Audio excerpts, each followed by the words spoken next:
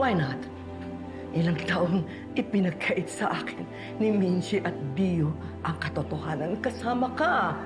Mama, huwag kayong... Kahit saan sitwasyon, kadugo ko si Jenny. Mama, huwag kayong padalos-dalos, please. Ngayong alam ko na ang katotohanan, wala na makakapigil sa akin. And I'm not just doing this for myself, but also for Dio. And if he was alive today, he will also do the same thing. Paraanin mo ako. Mama, I understand. Pero may apo pa kayong iba. Paano naman si Megan?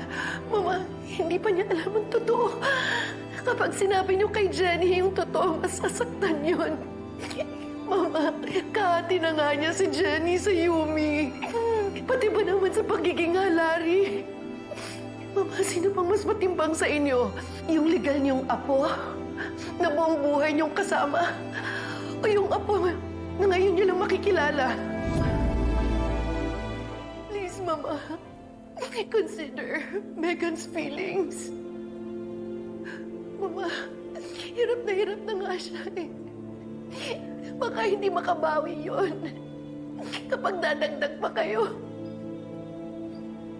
Alam mo, kung gaano ko kamahal si Megan, lahat gagawin ko para sa kanya. Pero nauubusan na rin ako ng oras para makilala at makabawi kay Jenny. Paraanin mo ko. Please.